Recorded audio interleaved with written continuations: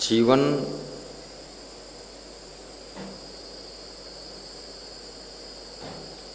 शरीर और आत्मा का संगम है।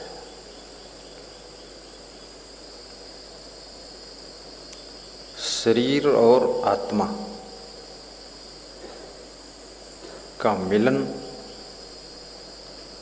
इनका एक साथ रहना, इसको जीवन कहते हैं। और आत्मा को जीव भी कहते हैं।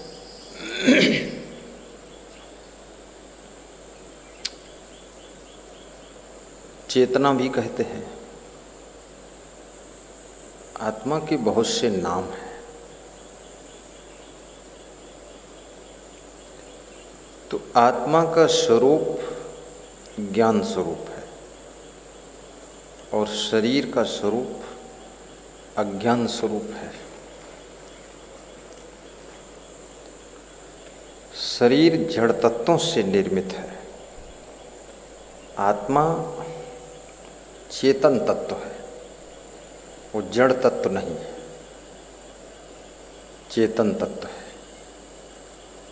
शरीर की मृत्यु होती है और आत्मा की मृत्यु नहीं होती है। शरीर परिवर्तनशील है, ये बदलता है। शरीर की अवस्थाएं होती हैं। सामान्य रूप से 10 अवस्था है शरीर की। सबसे पहली अवस्था है गर्भावस्था। ये गर्भ में जाता है, लेकिन गर्भ में साथ में जीव भी पहुंचता है। तो माता पिता के संबंध से शरीर और जीव, ये दोनों का वहाँ मिलन हो जाता है और फिर वो जीव इस शरीर को विकसित करता है और माँ के शरीर से बच्चे का शरीर शक्ति लेता है, ऊर्जा लेता है, ताकत लेता है। इसलिए कहते हैं कि जब माँ गर्भवती होती है तो उसे प्रोटीन ज़्यादा खिलाना चाहिए। प्रोटीन यानी जैसे दाल है, दाल जरूरी है, दाल में प्रोटीन होती है, क्योंकि उस समय एक दूसरे शरीर की रचना भी उसके पेट के अंदर हो रही है। और ये जितने बैठे हैं मनुष्य, नर नारी, सबको माँ के गर्भ, वो व्यवस्था वही है। आप सोचें कि हम पेड़ की डाल पर हमारे शरीर की रचना हो जाए या छत पर ऐसे हो जाए डायरेक्ट, तो वो नहीं हो सकता है। वो सिस्टम है। उस व्यवस्था में वैज्ञानिकों ने परख नली में, टेस्ट ट्यूब में बच्चे को विकसित करने की कोशिश किया है। तो बच्चे को बनाने के लिए फिर पति पत्नी की आवश्यकता नहीं है, केवल पुरुष का ही तत्व ले करके उसका निर्माण कर सकते हैं लोग। और यहाँ तक डेवलप किया है कि आपके थोड़ी सी खाल ले लें, उससे भी बन जाएगा, लेकिन उसमें खर्चा सैकड़ों करोड़ होगा, सैकड़ों करोड़। वो बहुत बड़ा प्रोसीजर है, बहुत बड़ी विज्ञान प्रयोगशाला होगी और तब जाकर मुश्किल से एक बच्चा बनेगा, इतना खर्चा करके। और पति पत्नी तो फ्री में बना देते हैं, कोई खर्चा नहीं। सरकार मना करती रहती है कि हम दो हमारे दो, फिर भी हम दो हमारे 4 कर देते हैं। कुछ लोग तो, कुछ ऐसी जातियाँ, प्रजातियाँ और मजहब हैं, हम दो हमारे 20, उनके 20 घूम रहे हैं। पूछो ज़मीन कितनी है? बोले ज़मीन कुछ नहीं। तो क्या करेंगे? बोले साइकिल की पंचर जोड़ेंगे और रात में दूसरे की साइकिल पंचर कर देंगे। हाँ, एक लड़का पंचर कर देगा, दूसरा पंचर जोड़ता रहेगा। इस तरह के काम करते रहते हैं, बहुत बच्चे हैं। और कितने लोगों ने तो ये मान रखा है कि बच्चे का होना ये पति पत्नी के भी बस का नहीं है। ये भगवान देता है, अल्लाह देता है। और जब देता है तो तू क्यों नहीं लेता है? तू लेता रहे, वो देता रहे। तो लोग भगवान देता रहता है और लेते रहते हैं, तो उस चक्कर में बहुत ज़्यादा दे देता है, बहुत ज़्यादा ले भी लेते हो। क्योंकि भगवान के देने में ब्रेक क्यों लगाए हुए? और अल्लाह ताला भी बहुत देता है। अल्लाह ताला नाम ही उसका पूरा ताला खोल देता है। अल्लाह कहता ताला खुल गया, जितने चाहिए उतने ले लो। तो कितने मुस्लिम भाइयों के तो 28-28 बच्चे हैं, पूरा आधा गांव बसा दिया। अब कितने लोग इसलिए भी बच्चे ज़्यादा पैदा करते हैं कि बच्चे ज़्यादा होंगे, बड़े होंगे तो हमारी वोट ज़्यादा होगी, वोट ज़्यादा होगी तो हमारी जाति की, हमारे मजहब की सरकार बनेगी, शासन हमारा होगा।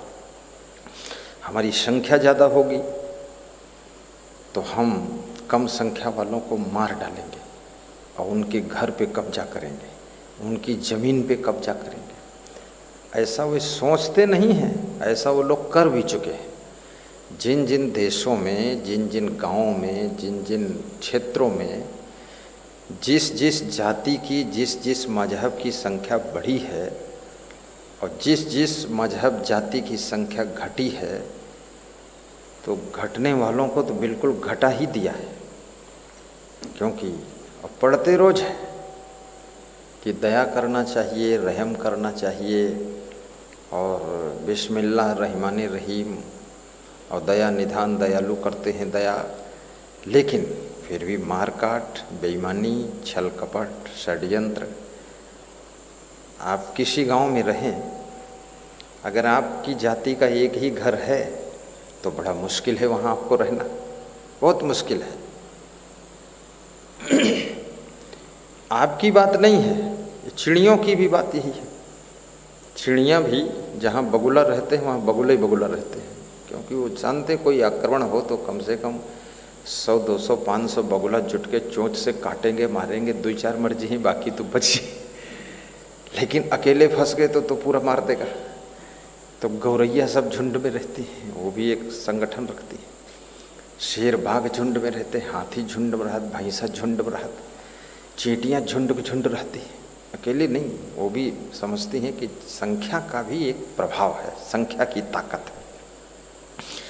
ऐसे ही जहाँ आपको मौर्य मिलेंगे तो मौर्य ही मौर्य मिलेंगे। फिर वो इलाका मौर्य का है, पूरा जिलम देख लो उधर मौर्य मिलेगा। जिधर यादव है तो मैनपुरी, इटावा, औरैया सब यादव से भरा हुआ है। एक जगह रिश्ता करने में भी आराम रहती है और लड़ाई झगड़ा हो जाए तो उसमें भी आराम रहती है। और जहाँ पर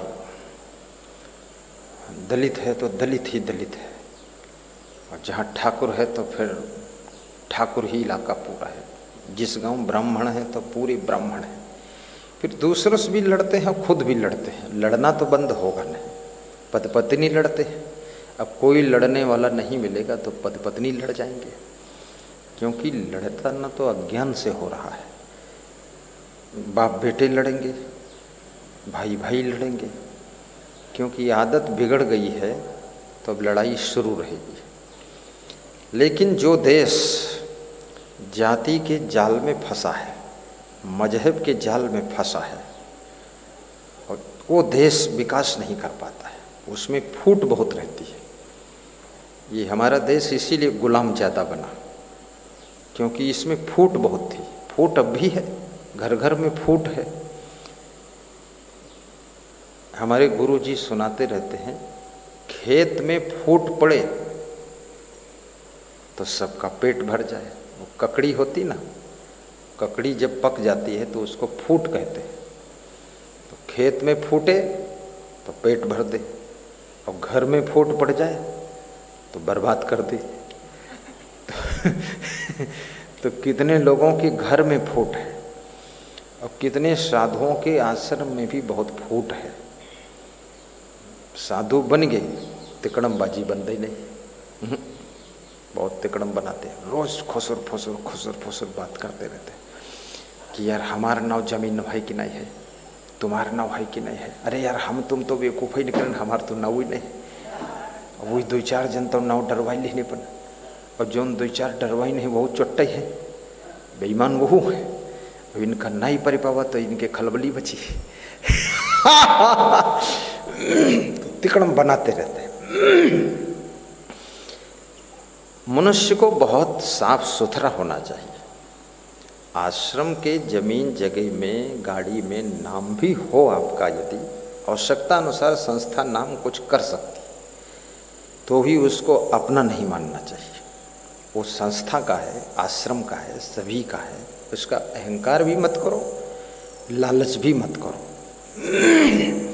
घर में है, कभी कोई प्रॉपर्टी खरीदी गई है, योगान योग आप ही के नाम ले लिया गया है, बंटवारा हो, ईमानदारी से उसको जिसका जितना हिस्सा आता है उसको लिख दीजिए। अन्याय से कमाया धन फलता न है कभी। रुपया जो कमाते याद रखें वे सभी। तो ये रुपया कमाने वालों को इस बात को याद रखना चाहिए कि अन्याय से कमाया हुआ धन फलित नहीं होगा। फिर वो कहीं आपका पैसा गिर जाएगा, घर में कहीं बीमारी बहुत आ जाएगी। एक डॉक्टर मेरे पास में आया, कह रहा था हम तो बर्बाद गए। तो हमने कहा क्यों बर्बाद गए? अरे बोले एक साधु के यार घर ले लेहन और ज़मीन ले लेहन, वही दिन से घर भर बीमार पड़ा है, और माँ बाप तो मरी नहीं है, और पत्नी मरेस बची है, और हम हूँ अभी उठे नहीं पाई। तो कहाँ हुई गई दशा पता नहीं। उस साधु की आत्मा जो है परेत बन के लगी है, सबका मार डरैया है, का करैया है। तो गांव में लोग बताई नहीं, कोई सधुवई बचाई तुमका। अभी साधु की प्रॉपर्टी लिए हो छल कपट करके, तो इस साधु प्रेत बन के आवा है, तुमका मार डरी घर भर। बहुत डरे, हमारे पास आए, बोले इस समय बड़े साधुओं में इस में आपको मैंने सोचा बड़े हैं, और तो आपके पास कोई तपस्या की ताकत होगी तो कंट्रोल करो भाई इस प्रेत आत्मा को। हमने कहा तुमने साधु की संपत्ति को लिया क्यों? बोले लालच आ गया। तो हमने कहा तो भोगो। बोले आप बचा लो। तो हमने कहा फिर वो प्रेत आत्मा हम पर आ जाएगी तो? बोले तुम हो साधु वह साधु, तो दोनों झेल सकत। हमने कहा बेईमान का साथ हम नहीं देते, कपटी का साथ। वो साधु की आत्मा को हम रात में बता देंगे कि 2-4 को और मार डालो, इनको बेईमानों को ख़त्म करो। बोले तो कोई उपाय बताओ।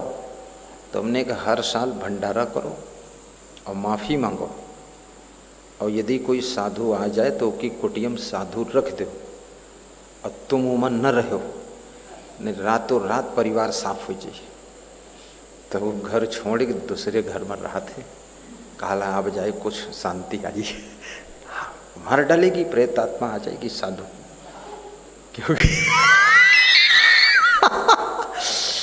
इसलिए अन्याय से कमाया धन फलता न है कभी। आप ये मत सोचना किसी को हम मार डालेंगे तो छुटकारा पा जाएंगे, नहीं, मरने के बाद भी तुमको भोगना पड़ जाएगा। बहुत खतरनाक विषय है ये। जो लोग अपनी पत्नी को गला दबा के मार डालते हैं, अरे वो चुड़ैल बनकर लग जाती। फिर अब चुड़ैल बनकर आती है और पति के हम मोंगरिन मारत है और दिखती कहीं नहीं है, और सवेरे पति देखा थे सब हाथ पांव सब फूल गए। तो कहा थे चुड़ैल बन के आई रहे, मारी गए। मारी ही है जो उनका मार डरो गला दबाई। तुम तो एक ही दिन मारे हो, अब वह मारी तुम्हें 10 साल तक जले मर न चाहिए। थोड़ा थोड़ा मारी रोज, पूरा न मारी, थोड़ा थोड़ा कूटे रही। जब पूरे धान कुट के फिट हो जाए तो भात बनाए खाई ली, बात खत्म हो गई। तो इसलिए पत्नी को भी गला दबा कर मत मारो। ये जितने लोग अपनी पत्नियों को दुख देते हैं, या जितनी पत्नियां अपने पतियों को मार डालती, जहर वहर देकर मार डालती, बड़ा जाल है संसार में। दूसरे पुरुष में फंस गई, अब वो समझते हैं ये पूरा भगवान मिल गया। भगवान नहीं, ये रावण मिला है तुमको। इस रावण के चक्कर में अपने राम जैसे सीधे साधे भोले भाले पति की हत्या मत करो। ये है बेविचारी आदमी और ये पता नहीं कहाँ से घूम रहा सांड, और इसको तुम भगा दो अपने यहाँ से, इसमें मोहित मत हो। तुम्हारा पति तुम्हारी कितनी जिम्मेदारी उठा रहा है, दिन भर कमाता है, मेहनत करता है, पुलिस में नौकरी करता है, बेचारा धूप छाया सब सहता है, मिलिट्री में नौकरी करता है, जान खतरे में है, नेतागिरी करता है, रात दिन भागता दौड़ता है, और खेती बाड़ी करता है, खेत में घास खोदता है, सिंचाई करता है, सब्जी बेचता है, पशुपालन करता है, भैंस वैंस पालता है, सब गोबर ढोता रहता है, और कमा करके तुम्हारे लिए कपड़े खरीद कर लाता है, चप्पल जूते लाता है, भोजन खिलाता है, सब व्यवस्था करता है, गाड़ी खरीदता है, कार लाता है, घर बनाता है, रात दिन मर मिटता है, और तुम दूसरे पुरुष के आकर्षण में फंस के अपने पति को मार डालो। यह पति से छल किया तुमने, कपट किया, या दूसरे के साथ तुम भाग गई, या दूसरे उस नालायक से अपने पति को मरवा दिया। ऐसा बहुत हो रहा है सब संसार में, रोज़ अखबारों में आ रहा है। मैं तो अखबार पढ़ता नहीं हूँ, कभी कभी धोखे से पढ़ लिया तो वही आता है समाचार, खुराफात वाला। तो ऐसे महान पति को तुमने धोखा दिया, खतरा किया, बहुत बड़ा पाप है ये, बहुत बड़ा पाप है। और पति को भी अपनी पत्नी को प्रेम से रखना चाहिए। किसी दूसरे की स्त्री में मोहित होकर, आकर्षित होकर उसके लिए पत्नी को दुखाना, आप जान तो सभी जाते हैं तुम क्या कर रहे हो। कितनी स्त्रियां रोती रहती हैं, दुखी रहती हैं। आपकी पत्नी में कमी क्या है, आपके पति में कमी क्या है? वो जितनी तुम्हारी चिंता फिक्र कर रहे हैं, कितनी स्त्रियां आज भी सीता जैसी हैं। सुबह उठती हैं, झाड़ू बुहरू लगाती हैं, फिर बर्तन मांजती हैं, फिर चाय नाश्ता बनाती हैं, फिर भोजन बनाती हैं, फिर बर्तन धोती हैं, सब कपड़े धोती हैं, पोंछा लगाती हैं, बच्चों को संभालती हैं, फिर गाय भैंस को भी संभालती हैं, मेहमान के लिए भोजन नाश्ता बनाती हैं, फिर घर की सामान सेटिंग करती हैं, फिर खेत में भी मदद करने जाती हैं, और रात दिन जुटी हैं। अब उस पत्नी को तुम धोखा दे रहे हो, दूसरे की स्त्री में मोहित हो रहे हो। तो किसी स्त्री में मोहित मत हो। जिसके साथ विवाह किया बस एक पत्नी व्रत, एक पति व्रत सबसे बड़ा व्रत है। यही है नर सहस्र में सुनहु पुरारी, को एक होय धर्म व्रतधारी। यही धर्म व्रतधारी है। बड़ी प्रियता के साथ में रहिए, ऐसा गलत काम कभी मत करिए, उसमें कोई सुख नहीं मिलेगा। और थोड़ा सा किसी की चमक दमक देख करके आकर्षित होना, ये बहुत बड़ा अज्ञान है। जिस चमक दमक को देखकर आकर्षित होते हो, बुढ़ापा आने पर वो चमक दमक भी नहीं रहने वाली है, कभी नहीं रहेगी। बूढ़े हो गए, बाल पक गए, बाल पकते ही आधा बदसूरत हो जाता है आदमी। फिर खाल ढीली हो गई, अब खाल तो लटकेगी है, मरने का समय आ रहा है, अब चुस्त दुरुस्त हमेशा थोड़ी रहेगी। फिर कमजोरी आ गई, रीढ़ झुक गई, फिर दांत गिर गए, फिर आंखों से कम दिखने लगा। आकर्षण कहाँ चला गया? आकर्षण कहीं बचा है? उठने का सामर्थ्य नहीं है। आप भागो किसी के पीछे, कैसे भागोगे? तो ये सब दिनों को याद कीजिए। और ऐसा गलत काम करने वालों का, आए हो तुम कहाँ से और जाओगे कहाँ? फिर वे नरक में जाएंगे और कहाँ जाएंगे? तो अभी मैं बताऊंगा इसको, आए हो कहाँ से, जाओगे कहाँ और रहोगे कैसे कहाँ। ये सब बता ही रहा हूँ कि रहने की बात बता रहा हूँ। तो वफादारी से रहो, वफादार शिष्य बनो और वफादार गुरु बनो, वफादार पत्नी बनो, वफादार पति बनो, वफादार माता पिता बनो। ये सब वफादारी के काम करो। और जाति पाति के भी चक्कर में मत पड़ो, मजहब के चक्कर में मत पड़ो, राजनीति में भी इसको जाति पाति मजहब मत घुसेड़ो।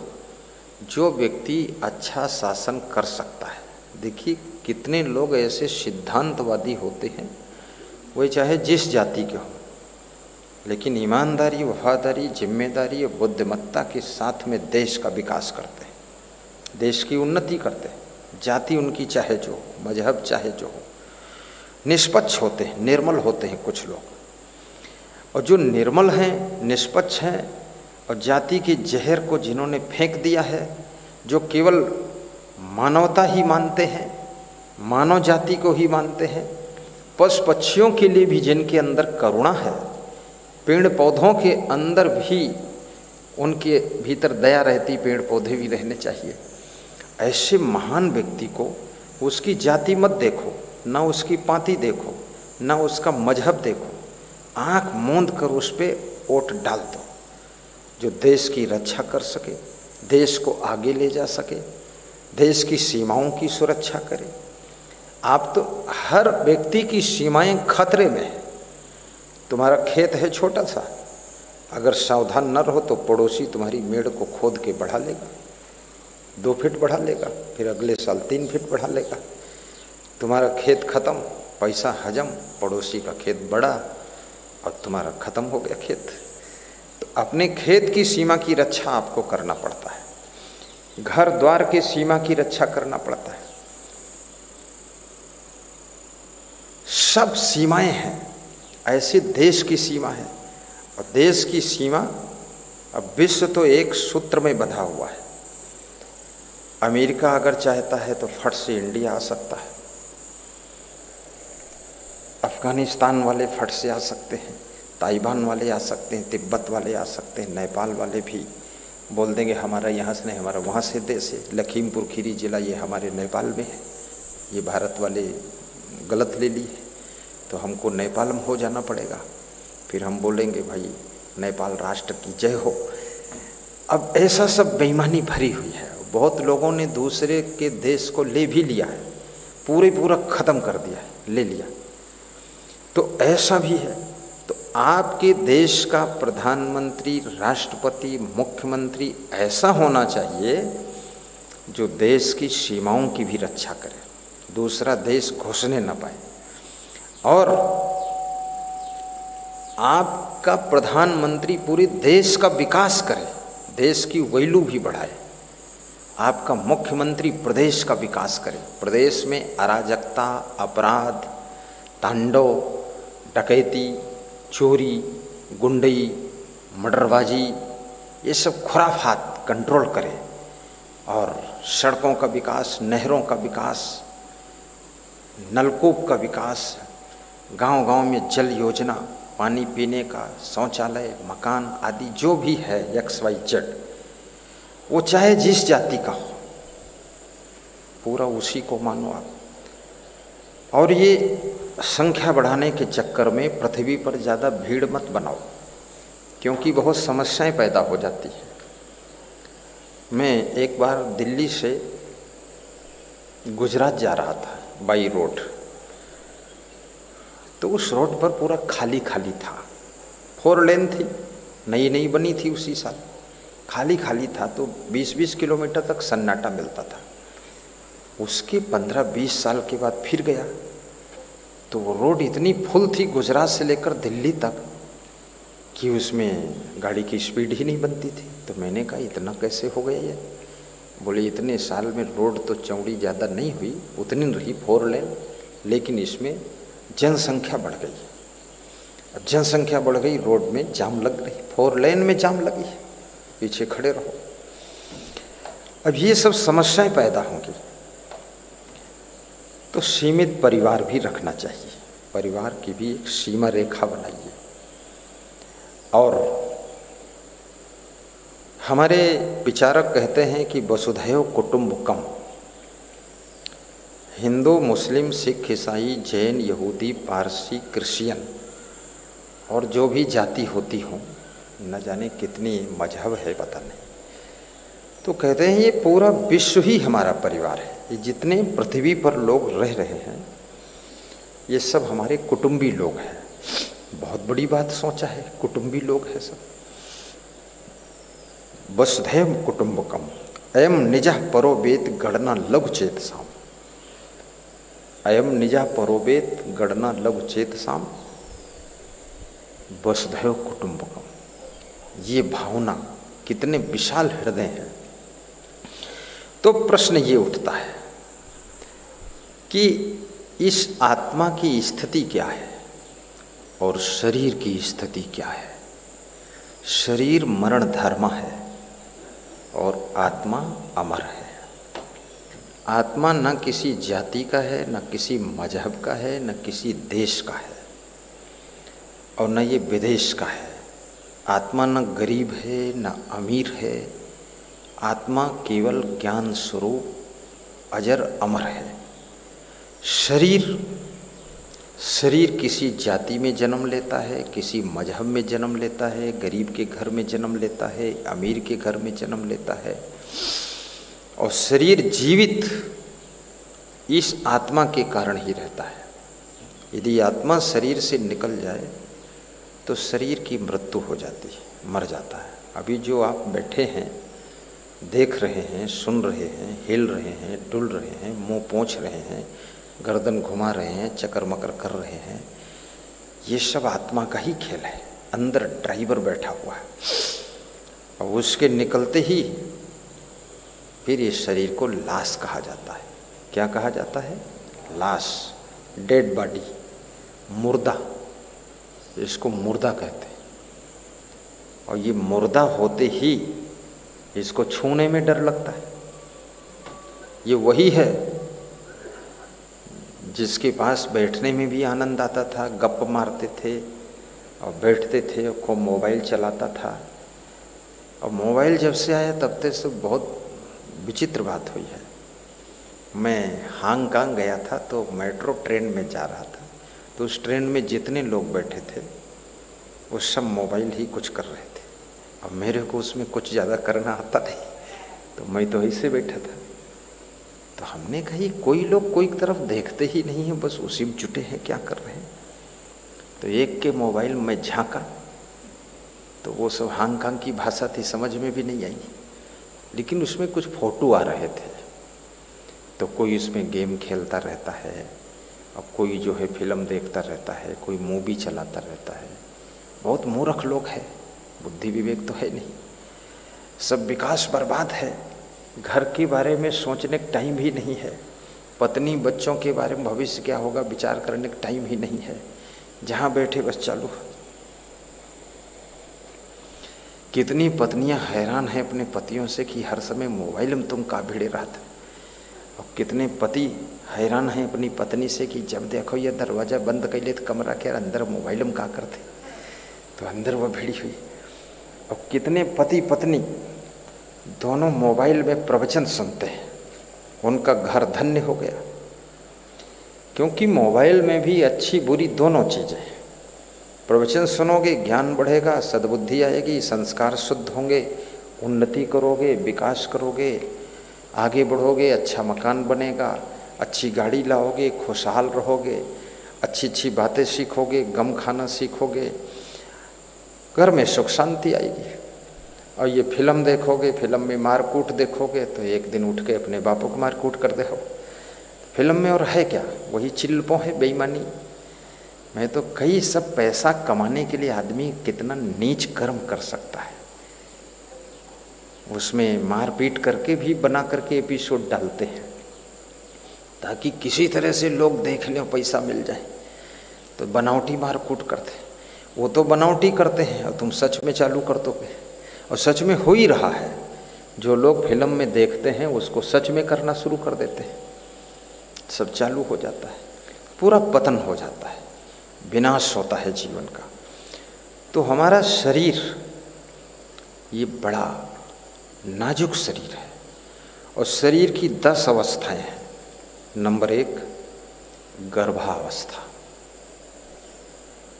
गर्भ में पहले आता है। फिर है पौगंड अवस्था, फिर है जन्म अवस्था, फिर है कुमार अवस्था, बाल अवस्था, फिर है युवावस्था, प्रौढ़ अवस्था, फिर है वृद्धावस्था, जर्जर अवस्था, फिर है मरण अवस्था। मरण अवस्था के बाद अवस्था समाप्त हो जाती है। लेकिन 3 मुख्य अवस्था बताई गई।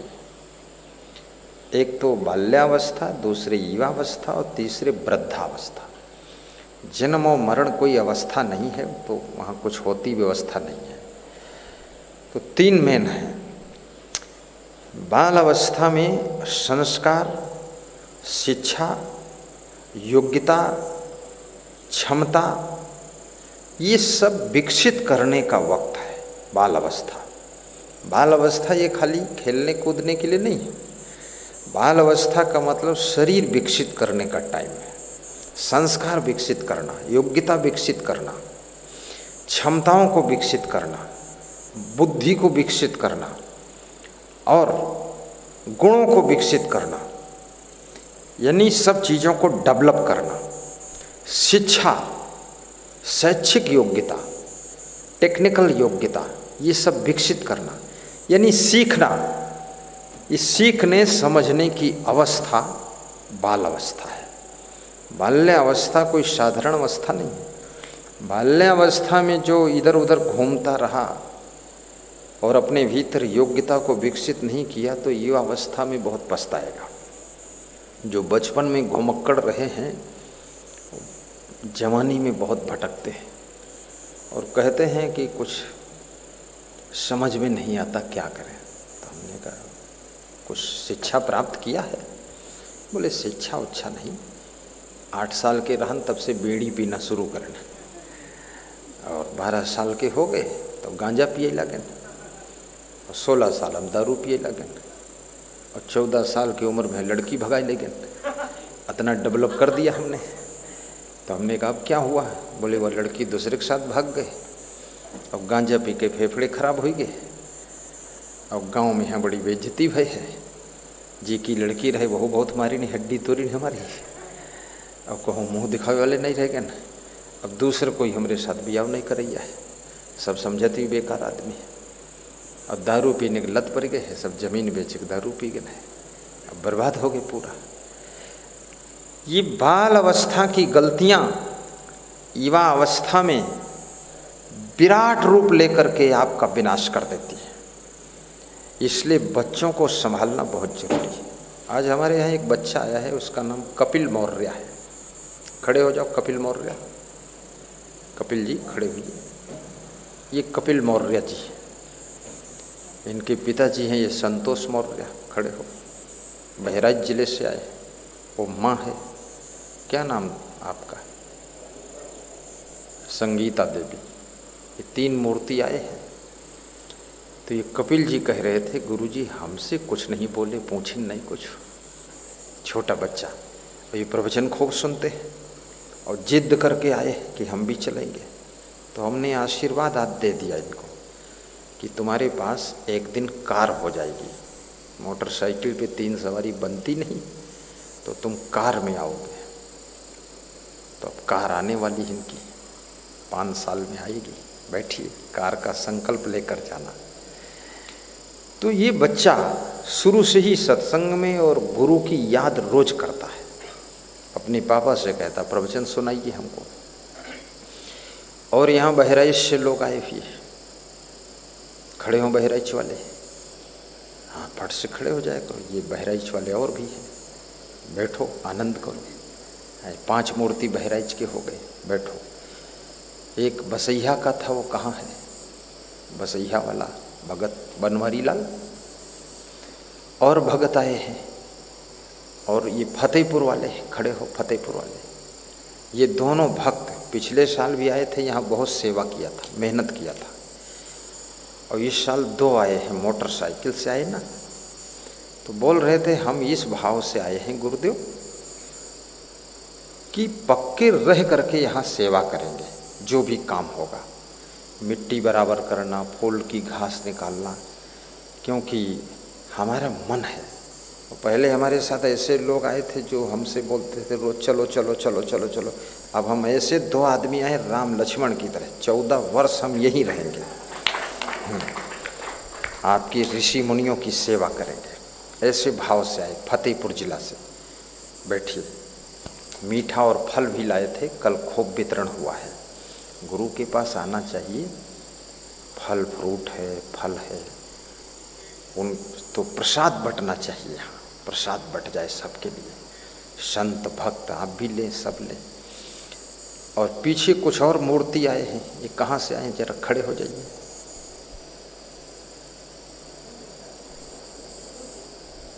विष्णु बेहड़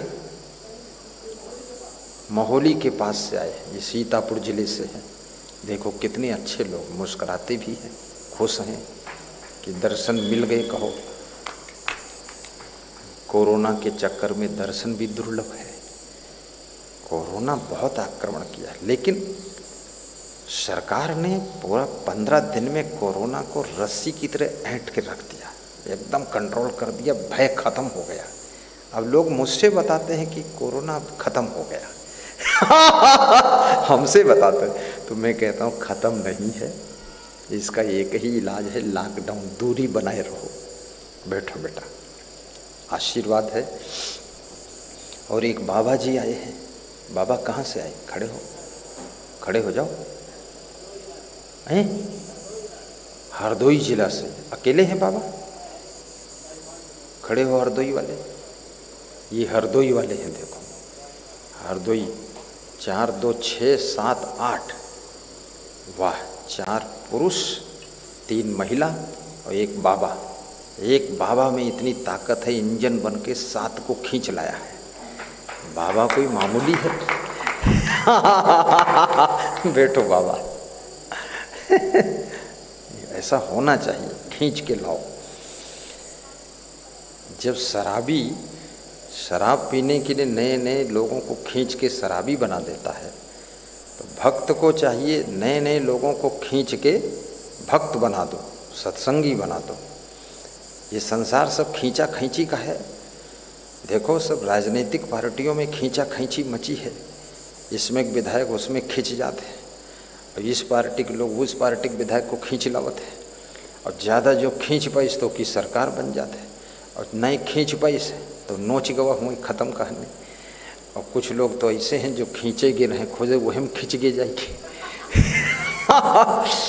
तो ये खींचना भी चाहिए। खींचने को कहते हैं अट्रैक्शन, आकर्षण, चुंबक, खींच लेना। भगवान कृष्ण में बहुत आकर्षण था, वो सबको खींचते थे। कृष्ण माने कर्षण होता, कर्षण माने अट्रैक्शन होता, अट्रैक्शन माने खींचना होता, अपनी तरफ खींच लेना। तो भगवान कृष्ण भी अपनी तरफ खींचते थे, भक्त बना देते थे। और मैं भी अपनी तरफ खींचता हूँ, मैं कम नहीं खींचता हूँ, मैं बहुत आकर्षण करता हूँ और खींच करके भक्त बना देता हूँ। ऐसा नहीं मैं खींच करके किसी को गलत काम में डाल दूँ, नहीं, भक्त बना देता हूँ, सत्संगी बना देता हूँ, ताकि उसका जीवन धन्य हो जाए, सुखी हो जाए। इसलिए सबको प्रेम से बोलकर आकर्षित करता हूँ कि आ जाओ, प्रेम से सत्संग करो और सुनो, तुम्हारा कल्याण होगा। ऐसे आकर्षण करना चाहिए। मंगल भवन अमंगल हारी तो हमारे जीवन में ये जो आत्मा है ये कभी मरता नहीं है, और बार बार ये पुराने शरीर का त्याग करता है और नए शरीर को धारण करता है। इसको श्री कृष्ण ने श्रीमद् भगवत गीता में बहुत अच्छा चरितार्थ किया है। श्री कृष्ण उवाच, अर्जुन सुन रहे हैं, कृष्ण बोल रहे हैं। वशांसि जीर्णान् यथा विहाय नवानि गृह्णाति नरोपराणि। वाह, विहाय जीर्णानि, विहाय जीर्णानि अन्यानि देहि। जीर्ण शीर्ण शरीर जब हो जाता है, पुराना हो जाता है, तब ये जीव इस शरीर को ऐसे छोड़ता है जैसे मनुष्य पुराने चिथड़े कपड़े को, फटे लटे कपड़े को छोड़ देता है, और उस कपड़े को छोड़ करके नया कपड़ा बनवा कर पहन लेता है। ऐसी आत्मा नया शरीर धारण करता है। और ये प्रक्रिया अनादि काल से चल रही है। ऐसा नहीं कि इसका शुभारंभ जो है 100 साल पहले हुआ, नहीं, अनादि काल से प्रक्रिया ये। वशांसि जीर्णानि यथा विहाय नवानि गृह्णाति नरोपराणि तथा शरीराणि विहाय जीर्णानि अन्यानि संयाति नवानि देहि अन्यानि संयाति नवानि देहि अन्यानि संयाति नवानि देहि वाशांसि जीर्णानि यथा विहाय नवानि गृह्णाति नरोपराणि नवानि गृह्णाति नरोपराणि। मृत्यु का अर्थ है शरीर का परिवर्तन, आत्मा का कोई परिवर्तन नहीं। मृत्यु का अर्थ है पुराने शरीर का मर जाना और नए शरीर की तैयारी शुरू हो जाना। मृत्यु का अर्थ है कि तुम नहीं मरे हो, तुम्हारा शरीर मरा है। तुम शरीर को छोड़कर अब नए शरीर को धारण करने के लिए यात्रा कर चुके हो। तो आए हो कहाँ से और जाओगे कहाँ? धन्य हो